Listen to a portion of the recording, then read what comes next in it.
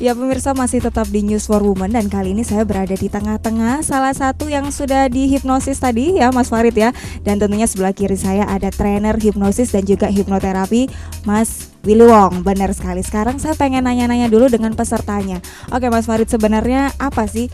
Pengen apa belajar di sini nih? Pengen benar-benar jadi hipnosis handal atau bagaimana? Alasan terutama ikut acara ini apa? Ya pengen tahu kayak apa sih hipnotis itu. Karena saya juga pernah ngalami kena gitu. Pernah kena.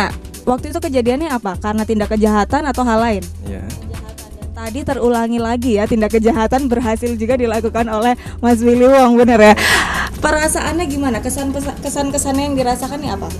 Ya ternyata kita di luar kontrol gitu loh. Jadi nggak tahu gitu. Bener lepas blank gitu ya. Padahal tadi sudah ikut pelatihannya. Apa nggak bisa mengantisipasi diri sendiri, Mas? Mungkin nanti dijelaskan sama Pak Willy untuk memproteknya gimana. Nggak, tapi rasanya Mas Farid nggak bisa ya, meskipun sudah ikut pelatihan memprotek diri sendiri. Tadi sudah dilakukan juga hipnosis? Belum ya. Oke. Nanti diajarin.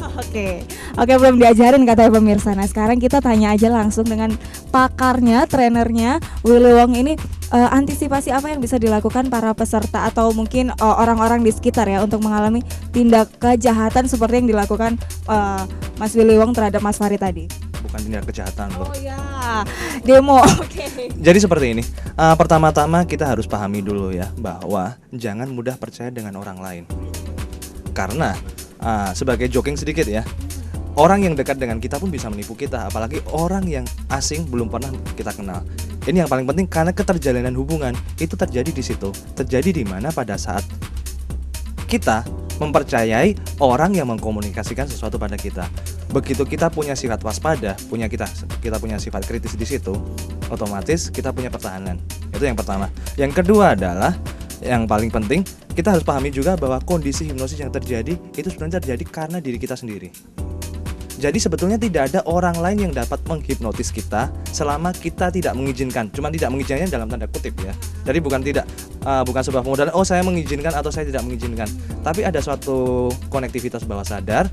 Apabila kita percaya dengan orang lain, otomatis kita mengizinkan orang lain untuk memberikan informasi pada kita.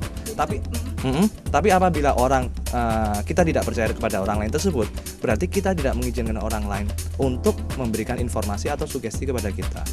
Tapi kan terkadang ketika kita dihipnotis gitu ya, rasa itu kan hilang tiba-tiba ya, langsung tiba-tiba nggak sadar. Itu kan bisa meskipun kita sudah waspada dari awal, oh nggak boleh, saya harus percaya dengan diri saya nggak boleh percaya sembarangan dengan orang lain. Tapi terkadang ketika ada seperti itu langsung aja bisa nggak sadar, itu gimana Mas? Sebetulnya bukan sebuah ketidaksadaran ya. Yang terjadi pada masyarakat ini adalah sebuah pemahaman bahwa pada saat dia dihipnotis, dia merasa dikendalikan oleh orang lain.